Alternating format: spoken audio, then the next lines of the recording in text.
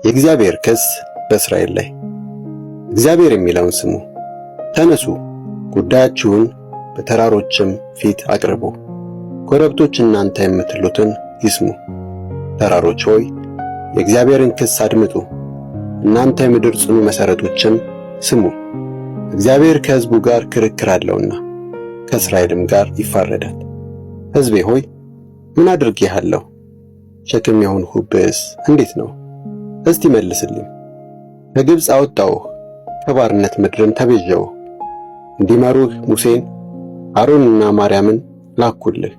ሕዝቤ ሆይ የሞዓብ ንጉሥ ባላቅ የመከረውን የቢዖር ልጅ በለዓም የመለሰለትንም እስቲ አስቡ። የእግዚአብሔርን የጽድቅ ሥራ ታውቁ ዘንድ ከሰጢም እስከ ጌልጌላ የተጓዛችሁትን አስቡ። ምን ይዤ በእግዚአብሔር ፊት ልቅረብ? በልዑል አምላክ ፊት ልስገድ? የሚቃጠለውን መሥዋዕት ከአንድ ዓመት ጥጃ ጋር ይዤ በፊቱ ልቅረብን? በ1,000 አውራ በጎች በ10,000 የዘይት ፈሳሽ እግዚአብሔር ደስ ይለዋልን? ስለ በደሌ የበኩር ልጄን ስለ ነፍሴ ኃጢአት የሆዴን ፍሬ ላቅርብለትን? ሰው ሆይ መልካም የሆነውን አሳይቶሃል። እግዚአብሔር ካንተ የሚፈልገው ምንድን ነው? ፍትሕን ታደርግ ዘንድ ምሕረትንም ትወድድ ዘንድ በአምላክህም ፊት በትሕትና ትራመድ ዘንድ አይደለምን? የእስራኤል በደልና ቅጣት። ስምን መፍራት ጥበብ ነው። ስሙ፣ እግዚአብሔር ከተማይቱን እንዲህ እያለ ይጣራል።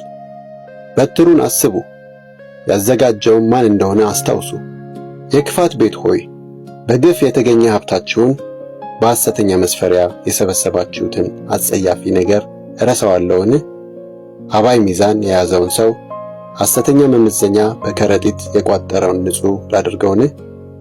ባለጠጎቿ ግፈኞች፣ ሰዎቿ ሐሰተኞች ናቸው፣ ምላሳቸውም አታላይ ናት።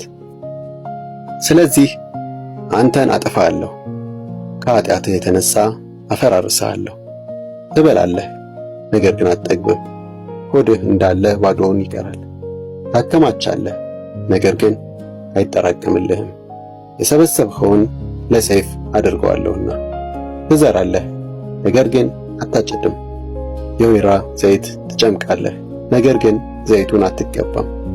ወይንን ትቆርጣለህ፣ ነገር ግን የወይን ጠጅ አትጠጣም። የኦምሪን ሥርዓት የአክዓብን ቤት ልምድ ሁሉ የሙጥኝ ብለሃል፣ ትውፊታቸውንም ተከትለሃል።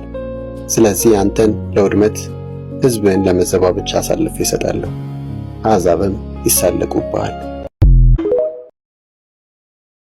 የእግዚአብሔር ክስ በእስራኤል ላይ። እግዚአብሔር የሚለው